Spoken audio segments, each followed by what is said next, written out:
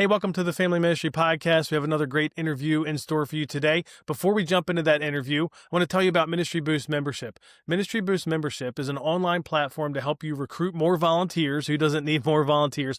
And build a thriving family ministry. It's over 50 courses and resources and ministry kits, done for you resources to help you fast forward the development in your ministry. I don't know if you're like me, but there's just not enough time in a week, in a day, in a month to always work on the ministry and help make it better and what we want it to be while we're working in it and getting ready for next Sunday or next Wednesday or whatever that might look like. So check out ministryboost.org and check out the membership where you get access to everything for one low monthly cost. If you have multiple staff at your church that would benefit, there's a price for that as well. And everybody gets to be part of it for one low price. Doesn't even cost as much as 2 users. So if you need to recruit more volunteers, which I think that's probably most of us, if you want to develop your family ministry, check out ministryboost.org. And then the other thing is the Family Ministry Roundtable. This is a new gathering that we're hosting in Dallas, Texas in November 5th and 6th for family ministry teams. So if you're a church where you want kids ministry and youth ministry to work together as one team, this gathering is for you. You're going to come together. We've got some great speakers going to talk about everything that's happening in family ministry, both big picture, like for all of us as one team, but also in preschool, in elementary, preteen, student ministry, next gen pastors, and even some specific topics within there. And then the thing I love the most about it and kind of the idea behind this whole concept is that it's a roundtable event. So we will spend time listening to experts talk about what's working in their church and what's working in their ministry. But you also have time hearing from other churches. What are they doing on the ground? How are you doing this? What is that document? Can I have it? Like, I feel like that's the strength of family ministries, is sharing that kind of information. I know our church has learned so much from other churches. And so I'm looking forward to the Family Ministry Roundtable. Check it out now to get the best price. And we hope to see you in November. Now let's jump in and listen to this week's episode of the podcast. Check out the show notes for all the links and everything else. Today we have Russ and Gail Ewell on the podcast. Welcome to you both. Hey, it's great to be here, Nick. Thanks for having us. Thank you for having us. Nice to meet you. Yeah, you bet. You have like a beautiful backdrop there. Like, that's just amazing, that look right there. I've got like this dark hole behind me, but it looks great. If people are watching on YouTube, if they're listening, they don't know. But before we jump in and talk, we're going to talk about special needs ministry at your church, what you've built, how you're trying to help other churches with that, which I just love. But tell us a little bit about you all and then your church, and then we'll jump in and talk about that. Well, Gail and I have been married for 35 years, and we've been here in this city for just over 30 years with the Bay Area Christian Church. I serve executive minister, and Gail serves as women's ministry leader. We have a church that has 8 locations. They're all around the Bay Area, so almost anywhere you live in the Bay Area, you can get to one of our services. We have what we would call a simple and clear mission: to make God known and to do good. And our doing good is about, regardless of what you believe, regardless of whether or not you believe anything, we want to do good in the community, and we work real hard at that. And one of the things you had us on for, and we're grateful for, is our ministry to families, adults, children, teenagers, middle schoolers with special needs. And so that's a lot of what we do. We've got a fairly large church, and people in it are really committed to those two things. That's great. What's the average total attendance right now, roughly? Well, it depends on when we're together or not, but we're about 3,500. And Okay. but when we don't meet together much. We just met, and we have 2 services a year pretty much at a Shoreline Amphitheater, and we have over 6,000 there. So Oh, when that's everybody fun. comes together, it kind of gets even bigger. But it's a 3,500 attendance. That's great. So I do this probably too often on the podcast where I throw a curveball like right away, but sometimes I hear things and I'm like, oh, I got to ask about that. So I have to ask about this do good thing, which I should have known because I read about it on your website. One of the questions I want to ask about that, because a lot of churches, that's what they want, right? I don't remember who said the quote, but like the quote was like, a church, if a church just disappeared, your church should be missed in the community, even by people who didn't attend. Like that's a goal for churches. And now your church has been doing good for a long time. How long do you think it took to like build that up and that I'm sure you have that reputation. Like, is that a 10, 20 year thing? I mean, or was it pretty quick? And how would you describe that? Yeah, you're right on. Well, I think one of the things is, and talking to you before we got on, if it's okay, I'll use a football reference. Oh It's a yeah. culture.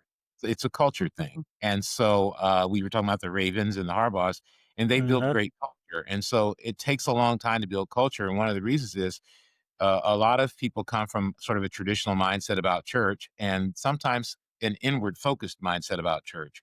And so the first Mm-hmm. thing we had to establish was when you looked at Jesus and you just boil it down, he wanted to make God known and he did good. And oftentimes the crowds of people gathered because he was doing good. He was healing people, changing lives, etc. So we began that about 15 to 17 years ago. And just now, the good news is we already had a platform for doing good, or a mindset of doing good, I should say, because of the special needs ministry work Gail did to get the spiritual resource ministry started, which he'll talk more about, but also e-life ministry, which at that time was e-soccer, which I began because of my boys.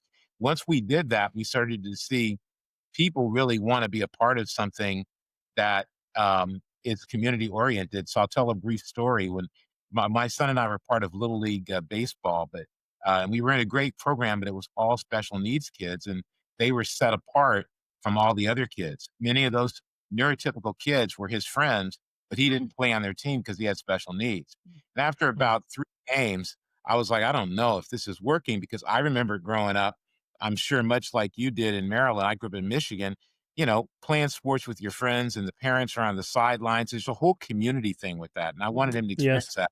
So I read an article that said that hand to eye coordination was more difficult than foot to eye coordination. And that's why most of the world plays soccer. And so Interesting. maybe I should try soccer, which I was totally not into when I was growing up. I had friends who played it. Long story now made short. We got 8 coaches together that played soccer with my kids and about 6 other kids. And we began a program that now reaches thousands of kids and it's all inclusive. And so every Saturday he was playing a game by being with typical kids and inclusive kids. That Mhm. was the beginning of not us trying to do good, but trying to do things for our family and also trying to help Mm-hmm. people to be able to attend things.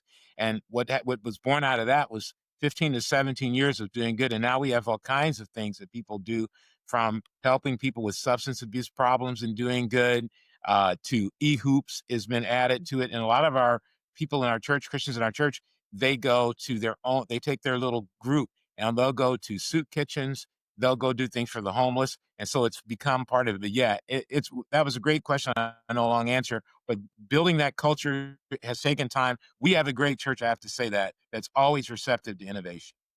That's great. We could do a whole other podcast talking about how you're serving the community because that is such a great thing and it does take time to build and like you have that culture. There's a lot of other questions I would ask, but I know people are going to want to hear about this amazing ministry you have. So tell us big picture. I mean, and sure, obviously it's evolved over the years, but what does the spiritual resource ministry look like as you call it? And maybe even start with why do we call it the spiritual resource ministry?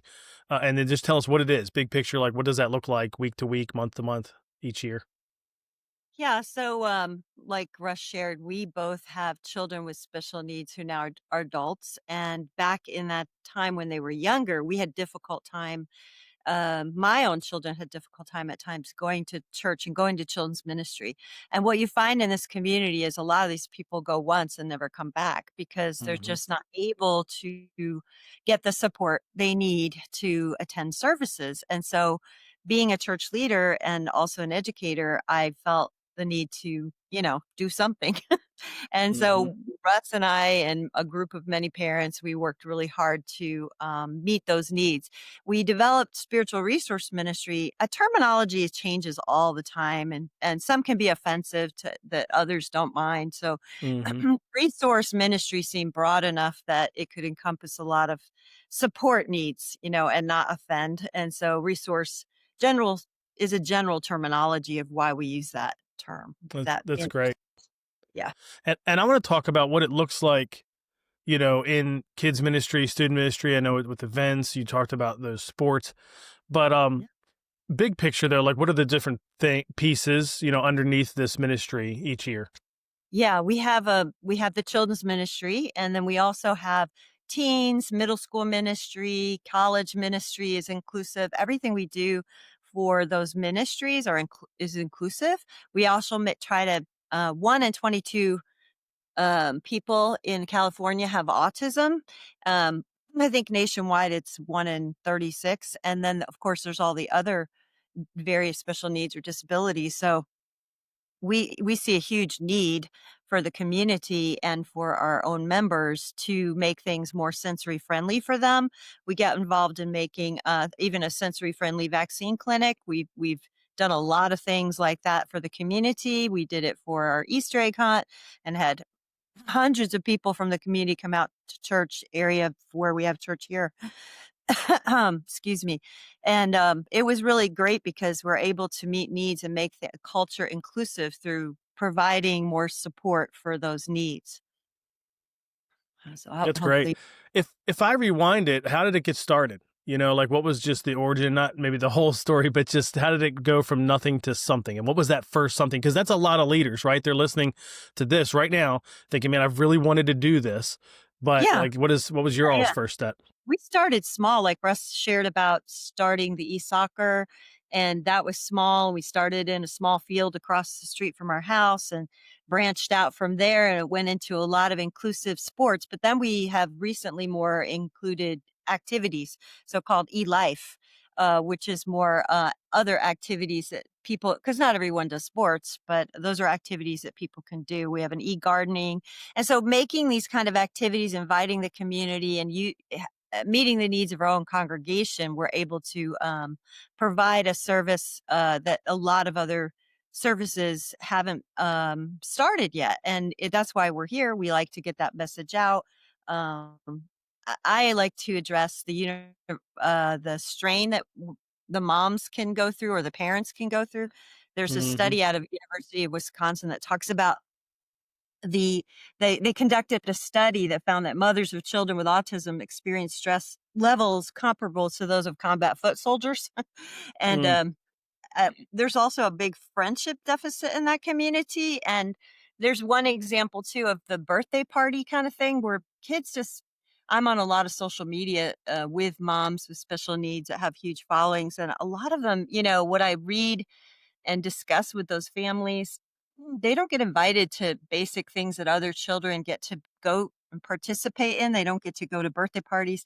So it's sad to me that they can't be a part of the community. And Hmm. when you have a church that is inclusive and you develop inclusive programs, you're able to meet those kind of needs. You're able to meet the friendship deficit, and you're able to, like our son recently was just recently was in a wedding and got his tux and everything, and he stood up there with the groomsmen, and it's just unique in our church that the way the inclusive culture isn't everything that we do. Yeah. And I think, when you're talking about spiritual resource ministry, just if you go to the very beginning, what you were talking about, just like if someone's sitting there and they're going, okay, man, that what you doing, these things are all happening.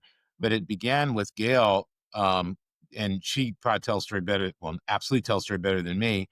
When our first son was born, how can he be a part of church where she's not the only one who can take care of him effectively or Hmm. meet his needs effectively? And so, a lot of what we've done here is we live in Silicon Valley, and we've done a lot of things in technology, and we won't get into that. You and I could talk forever about all these different things, but innovation is part of our culture, and the looking at the Bible and saying it has the answers, but do we have the flexibility to overcome our resistance by being traditional or status quo and say we'll break through? And so Gail Mhm. thought, wait a second, if I'm in a situation where I have to come out of service or stand up during service and take care of our son because people aren't aware of or knowledgeable enough to know how to take care of him, Mhm. then a lot of thousands, hundreds and thousands of parents all over are in this situation. And so she came up with that idea, talking with moms, and I certainly was involved about we need to figure out how can we have workers in, and you've got a great book about, you know, preparing volunteers and finding and recruiting volunteers. And that's 100% what it's about. How can we get people in there that are inspired to be a part of it, that see an opportunity to not only help these kids that have special needs, but also the benefits to the character, the ability to develop empathy and connection that a lot of kids don't get because our schools don't necessarily equip people with emotional intelligence, which is a big need today. And so Hmm. what ended up happening is we took uh, middle schooler and older elementary school kids, and put adults in there and begin to teach them. And some of the early people Gail had Mhm, were physical therapists, mhm, were part of it.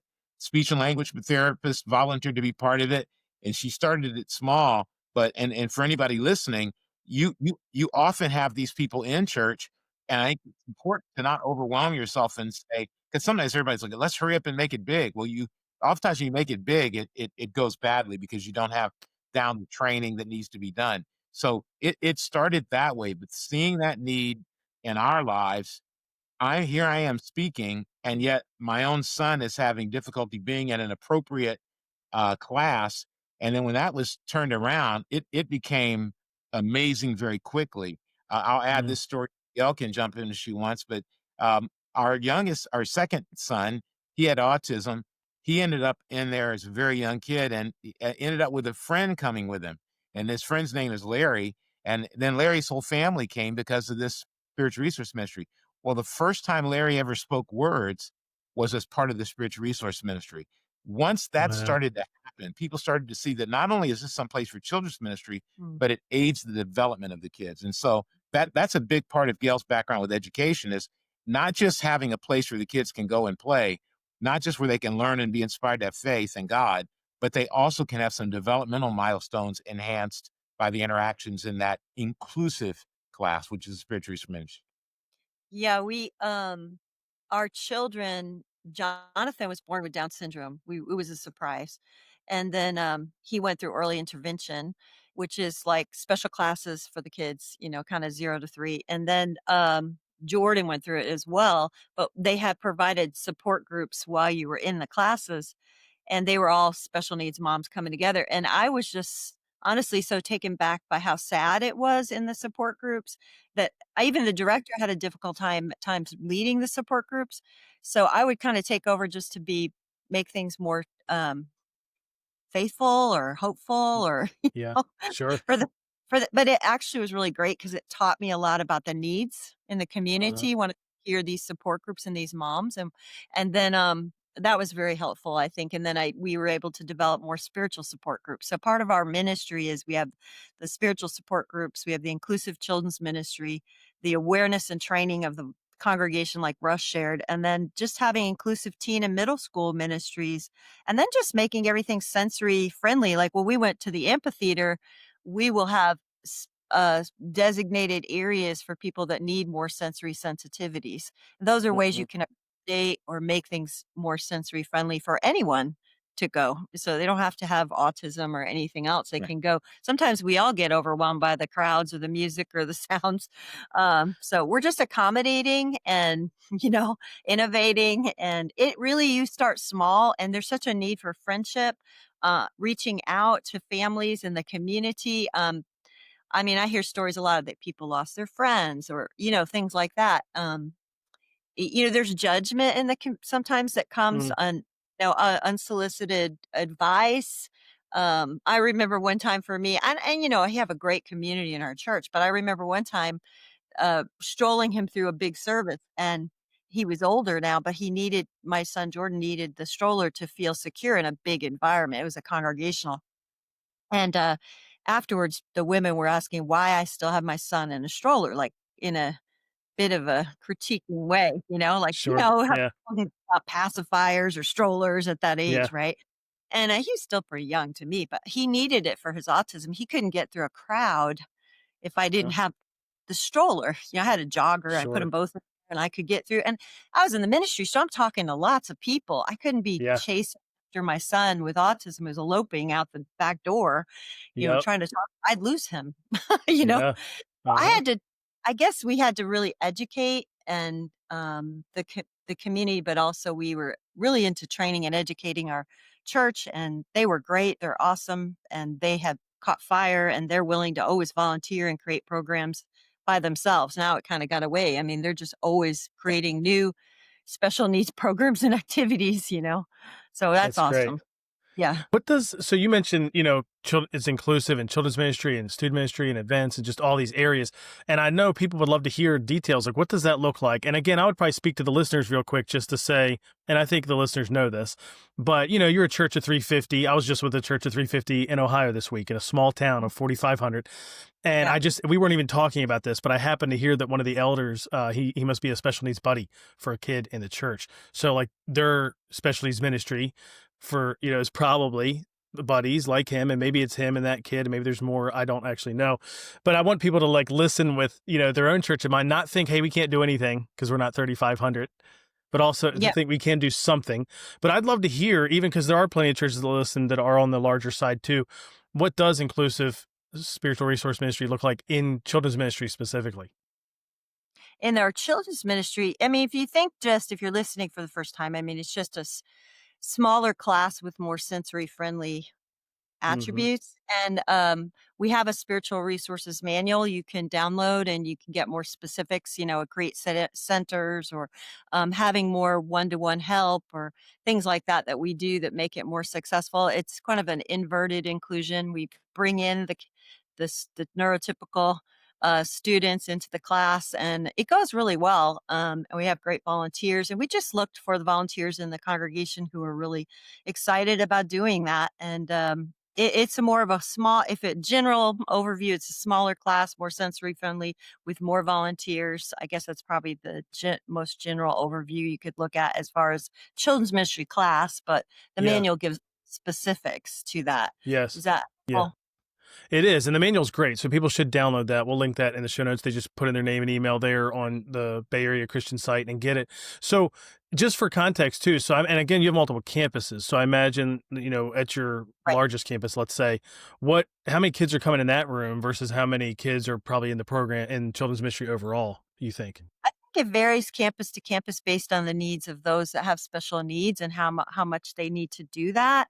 And of course, depending on your facility and what you have, but you're trying to just keep the sound down, the crowds down, you know. Yeah. So no, you're going to have to tailor it to the needs of your congregation or your services. And anything can be made a bit more sensory friendly by just a few of the specific things in the manual that it describes, whether it's lighting or sound, Yeah. uh, Yeah. and like you're not going to have the loudest toys, the loudest, you're going to be more cognizant of your voice tone and things like that. So calm music.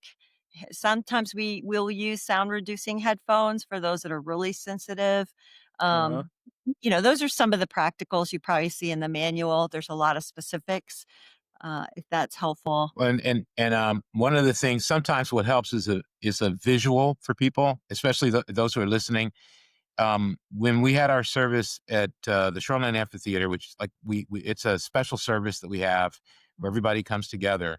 So you're talking about usually we have anywhere from 2 to 3,000 additional people show up Hmm. that come because and I'll have to be I mean not honest in a positive way. A lot of people are intrigued because they hear about our church more um, overall in the Bay, and then they hear about the e-life and spiritual resource component. And so Hmm. some people continue to go to church afterwards because they come for the first time. And we don't just have a class there. We have a whole, like Gail said, there's locations at our big service Mhm. for you can play e-soccer with kids Hmm. inclusive and special needs. You can go to a quiet room and watch a movie, etc. So I want to come on back to sort of explain to people, okay, what does this look like? Well, we usually give the best location in children's ministry to the spiritual resource ministry, the one Okay. that closest to the bathroom or has the best, multiple entrant or the fewest exits and entrances so the kids are taken care of. And we usually bring in extra items, whether it's blankets or rugs or special chairs or whatever. And we do spend money to have. Now all of our children's ministry classes are pretty good, to be honest. I sometimes I want to go. But so you make sure it's a really prime location and you have some good equipment there and you keep it small. But at this huge service we had where there were thousands of people, I had a parent come out of one of the rooms we had for them, and he said, "I want to just thank you. I just want to thank you for having this because," Mm. he goes, "I can't even begin to tell you how much easier it is to be here and how awesome it is. And we will, for the parent, if the parents want to be with their kid, we'll pipe in the service in there and it may, so they can still participate. So I think a lot of it is people remembering, if I can set aside some volunteers, get somebody who's willing to be involved and help, Mhm. keep the number of kids small enough that we can manage it. Don't get discouraged because you think you can't do everything right and figure it out. If the kids just go in there and they're able to play and have a good time, and here's the big one, if the parents of the kid can sit in service and be a part of the Hmm. and not be called out, that's a home run. You know, it's a Yeah. lot like football, Nate. It's like Yeah. Yeah. Yeah. Yep. they're like us. We just take the run game, just 3 yards, 4 yards, 5 yards. Let's just keep moving it down the field. And I think a lot of times I know I'm impatient and I'm ambitious Mm, and I want to hit a home run. And sometimes what you need to do is just get a single. And so yeah. that's a lot of what building it's about. So I want to just say to your Mm, listeners, mm. when we started out, part of the reason that we were like trying to figure it out, there were not nearly as many resources when Yeah. our kids were born as there are today. And so there Yeah. was no one telling us, hey, here's how to manage your child in large church populations. Here's how to get them from point A to point B. Here's how to handle the fact that sensory, and for those who don't know what that means that if there's loud sounds and bright lights, these kids are more sensitive to all of that. And some of your listeners may be too, than other people are. And so you try to really calm that environment down. And so doing all that work, just doing that and taking a year, 2 years, 3 years, or 4 years to hone it, knowing that the victory is that a parent comes in and goes, I can't believe I got to sit through the whole service and I came back to a kid who's happy and smiling. That's the victory. Yeah. Yeah. And sometimes you can just take the existing service or children's ministry you have and just to make some accessibility, some adaptive measures or modify something that just makes it a little more friendly, and Mhm. sometimes that can just be giving a buddy to go in with them. It can be a few different things, but you don't always Yeah. have to do anything so special or separate, and the goal is inclusion, right? So Yeah.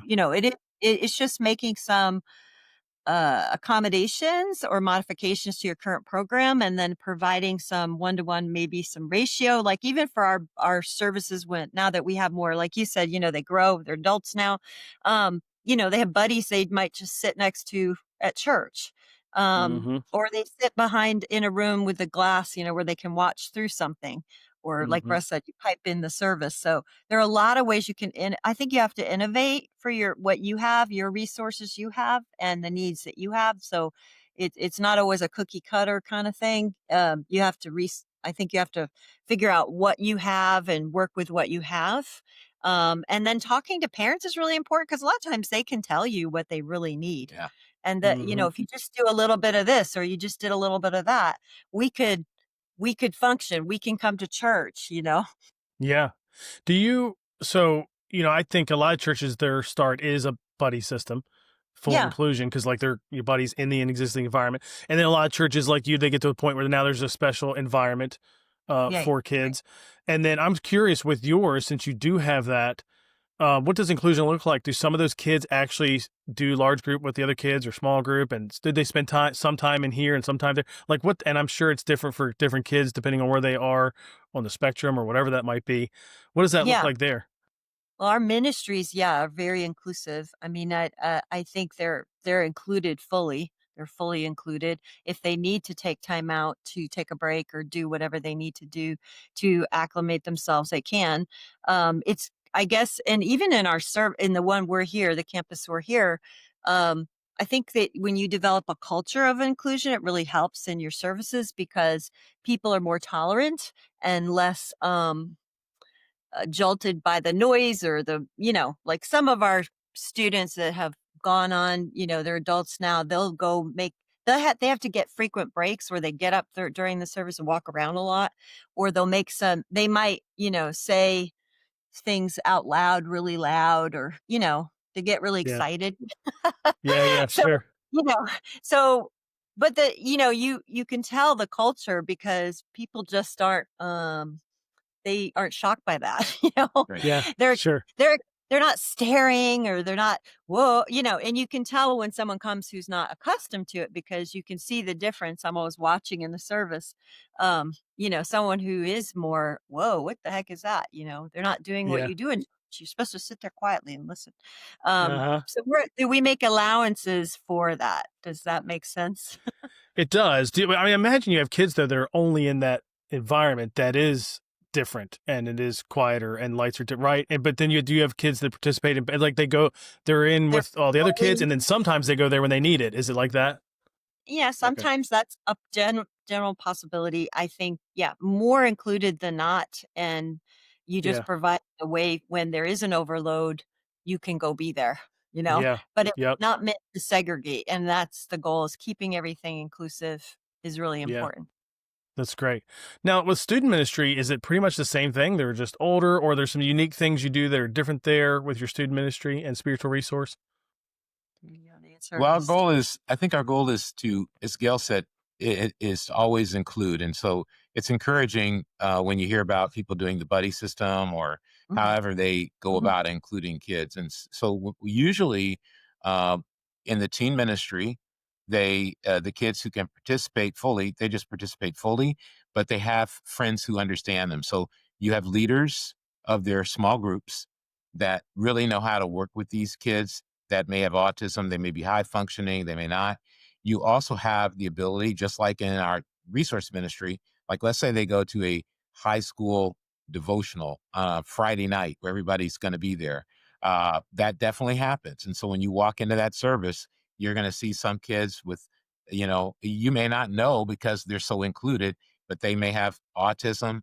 They may have, they're the people that had we've had young men and women who started out with a diagnosis that made them very limited as young kids, and then by the time they get to high school, they still have some limitations, but the diagnosis may be removed, or they've acclimated so well that it doesn't interfere. But they have friends that they were able to sit with, interact with. They share and participate in everything, sports. But then sometimes it gets overwhelming, and this goes for kids with mental health challenges as well. yeah, We do the same thing with kids with mental health challenges. If they get overwhelmed, yeah, then they can just split off with their small group, hang out with them, or they don't stay quite as long and maybe, take a break and we try not to make our events run so long that it's hard for them. But Yeah. yeah, it goes from the children's ministry to the middle school ministry, everything's still included. We're still working, and we're working to be creative to the high school ministry, then to campus. the campus ministry Mhm, and the adult ministry. So one of our friends, their daughter went through each level, and Mm. now she's in the married ministry because she just got married last month. mhm, And yeah, Okay. so mhm, that's our That's great. goal, is to Yeah. make sure that we have inclusion all the way to the even the senior adult years. We're going for the Yeah. whole thing, beginning Yeah. to end. yeah. That's awesome. And I imagine you built it over time too. It probably started here and kind of grew. Did it start? You kind of mentioned this earlier. Did it really just get a start with the sports thing and then became moved into children's ministry? That's cool. You don't hear that a lot. Yeah, yeah, Yeah, Yeah. yeah. that's fun. Yeah, I usually hear it start in kids ministry typically, but that's fun that you actually started in with sports. Oh, yeah, yeah, yeah. I wanted that not only did I want to experience for my kids, but I wanted that experience for every kid who had special needs. Like, I mean, I saw the smile on your face when I was talking about growing up playing little league and Yeah, doing yeah. things. You just it's I don't know, maybe it's because I'm a Midwesterner, but there's just that feeling. And I wasn't good at football, and I quit playing because I got hit too much. I was like, okay, I'm done with this. I'm going to play Uh-huh. basketball. Yeah. But the memories are really there of my dad on the sidelines with other dads while I'm out there playing with kids, and my friends that I had then were my friends in high school, and there's something about that experience. I wanted it for my kids, and I want it for every kid. And I know there are a lot Yeah. of parents out there, I just say this, that have special needs families that are saying, "Yeah, that's what I want." Not that you don't want your kid to be around special needs kids, you do, but you just Yeah. want them to have inclusive experience with the community where Mhm. they always feel like they're part of it. And for you, I think for your church, it's a huge opportunity for outreach. I just think, you're certainly going to meet the needs of people in your church. But it's just like when we started out with that, sports, then we moved on to support groups and workshops and where we would invite maybe a professional we knew of or a friend. who's a doctor or something, and then, invite our friends to come to the workshops or, just free workshops. And it was great for the outreach of our church. I just think that's a great opportunity. And there's such an isolation sometimes in that community that we can miss that Yeah. we miss that sometimes. It's Yeah. why people come, and you mentioned this right at the beginning.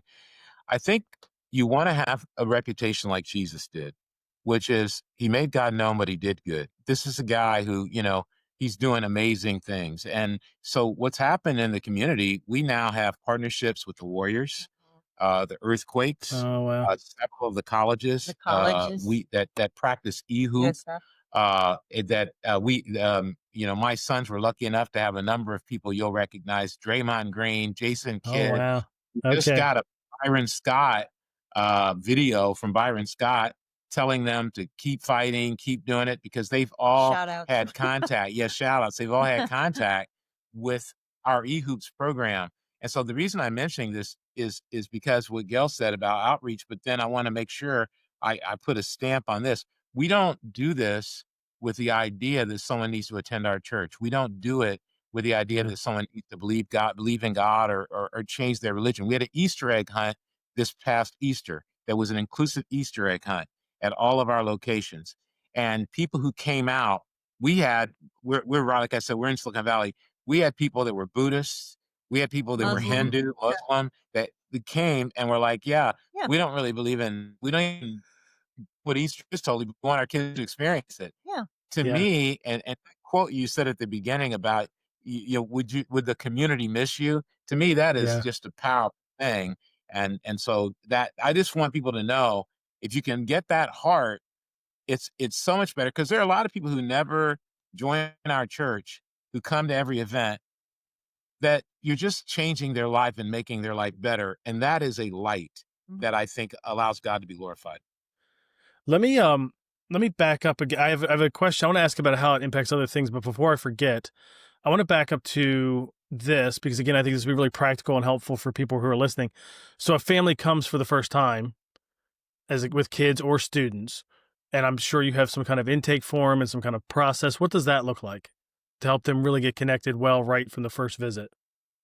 Yeah, we have, children's ministry coordinators and people that will greet people if they have children with special needs and help them acclimate and into the service as well as into our children's ministry. And the coordinators make sure that they're able to be comfortable and acclimate into the classes. So yeah, we do that. And If they're sometimes a, parents, so oh, sometimes they'll come and, they're uncomfortable putting their kid in yeah, initially. I get that. And so Yep. in some cases, they might sit and search for a little bit. They might stay in the children's ministry for a little bit. But usually after a short period of time, the people working it can get them comfortable enough and confident enough, because they're pretty well trained at bringing people in. And so no matter what, we're going to work as hard as we can to have your kid be thrilled. Because one of the things I believe is, if you have a happy kid and happy parents, they want to come back. It's just like Disneyland. You want to go back if you have a good experience. Yeah. Do you have a special form or a certain thing on the form? Like I know we have a certain box you would check and then somebody follows up with you, if you're registering and you say something like Yeah, that. Is that what that looks like there? yeah, you sign in and you're able to write any special needs or specific things that are needed or necessary. We do a lot through relationships, so they're able to reach out to people, afterwards, even with follow up, with Yeah, questions that they may come up. And we that's make great. it very flexible so that if, they need to go into the class with their child, they can do that. Sometimes people come and just sit in the class week to week, and then they're able to similar to moms with babies. They Hmm.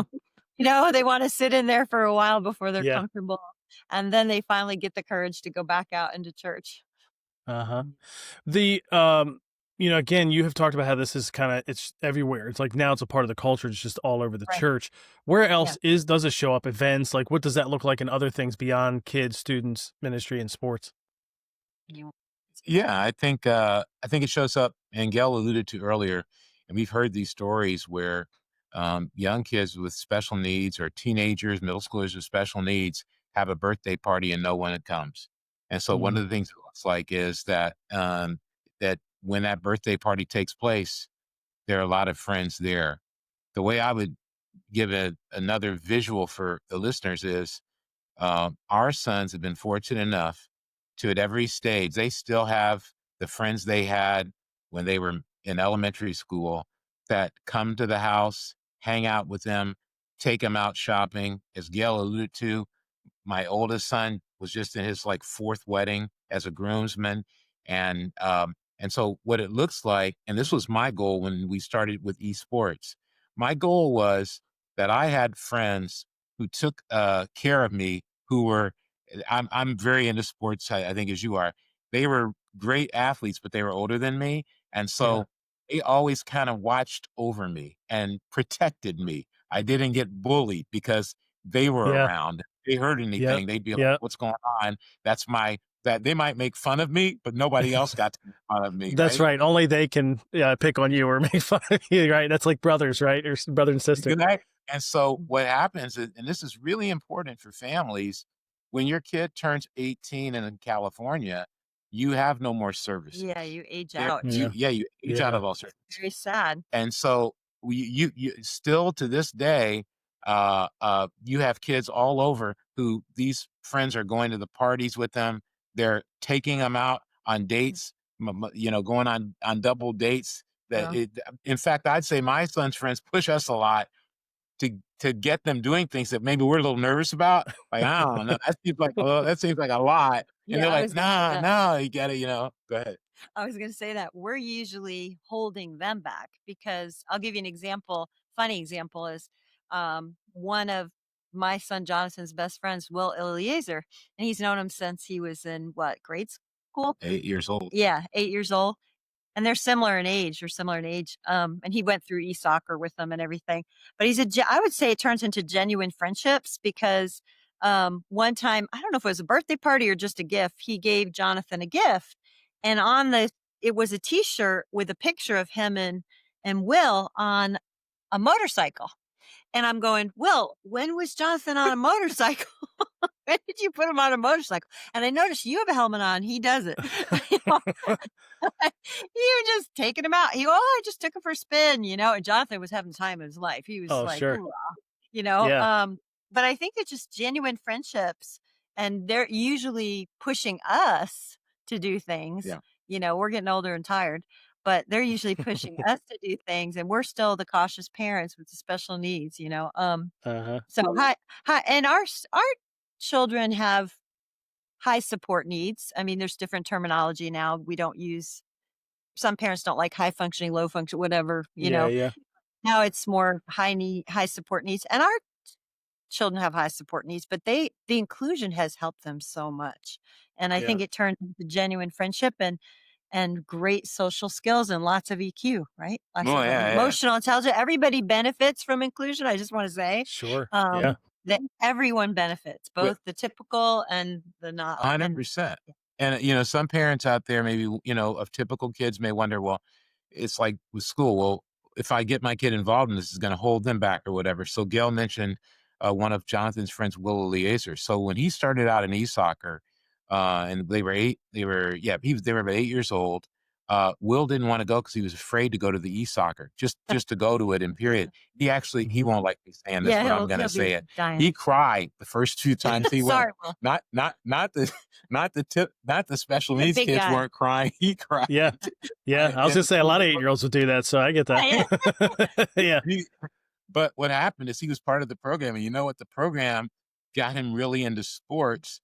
He ended up becoming the champion of the wrestling division in California, in the area where we live, as a elite wrestler. Mhm. And a Wow. lot of it began being a part of that program, getting into sports, and then making a lot of connections with people along the way. So what I'm trying to tell parents is, if you have a typical kid, don't make the mistake of thinking that these kids won't do things. I had another set of kids, 5 of them all started for their high school in basketball.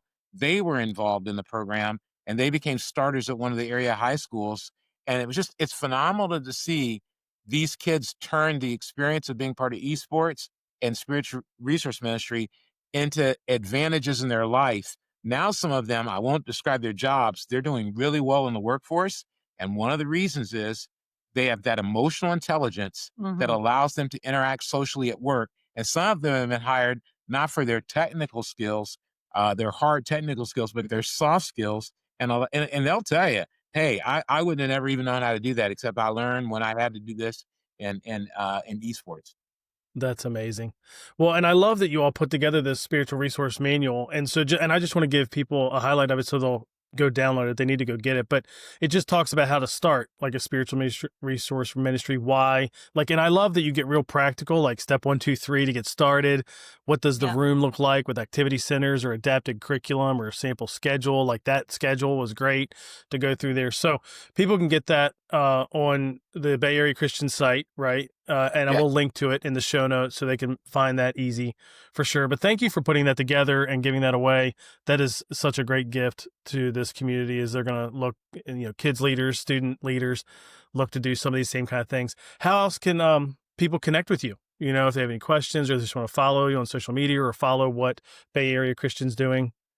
Yeah, you can find us. The site's bacc.cc, and if you want to find the Spiritual Resource Ministry handbook, you should search for it. That's probably the fastest way to find it. Just put it in there and search. We also have a site called deepspirituality.com where we provide all kinds of spiritual content, videos, articles, Mhm. devotionals, mini quiet times that people can do in the morning to have some scripture and things like that. And you can find us there. And then the esports site, you Mhm. can find that by just looking at esports.org. And you can, it's not gaming site because you'll see No. gaming Oh, sites. sure. Yeah. Not that thing. Yeah. E dash sports. E-sports.org. Go ahead and look for us there. And then I have a site, russewell.com, that you can, if you're trying to find something specific involving the technology and other stuff I work on. Because one of the things I did as a startup, which created software to help our sons and other kids who have challenges with speech. And so it allows them to speak using the technology that we Mhm. created. Mhm. So, yeah, you Oh, can that's find us in amazing. all those places. Yep. That's really cool. Well, thank you so much for taking time to share this with us. Thanks for what you're doing there. Obviously, you guys are a gift to your church and a gift to all of churches with what you're sharing and doing. And I love that you're doing good in your community. They certainly would miss your church if it wasn't there, but fortunately it is there. It's going to keep doing great things. So thanks for taking time and talking with us on the podcast. Well, thanks for all Thank your you. work because you're putting us on here and giving people access. But Yeah. we've listened to your other work, other podcasts, and the kind of content you provide and the kind of work you're doing with your company is making a big difference. And I know this from my experience. Oftentimes, you don't even know whose lives you've touched, Yeah. but you're definitely touching them, and God's using you. So thank you for your work. Thank you. You bet. Thanks. Thanks for listening to this episode of the podcast. Check out the show notes for all the links and notes and resources. And don't forget to sign up for the Family Ministry Roundtable happening this fall, November 5th and 6th in Dallas. It's designed for family ministry teams. So bring your kids staff, youth ministry staff, whether that's you and the kids pastor, you and the student pastor, or maybe you have a larger team with multiple staff in different areas. The Family Ministry Roundtable was designed for you to come and learn from top next gen voices and other churches, and we want to learn from your church. So we hope to see you there. Register now to get the best price and check out Ministry Boost membership for you and your staff. It could be for your entire church staff. If you need to recruit more volunteers, train volunteers, implement volunteer coaches, work on different areas of your ministry, the Ministry Boost membership gives you access to everything we have, over 50 courses, resources, bundles, ministry kits, things like that you can use so you don't have to start from scratch as you develop your ministry. Check out ministryboost.org/membership, and I'll catch you in the next episode of the Family Ministry Podcast.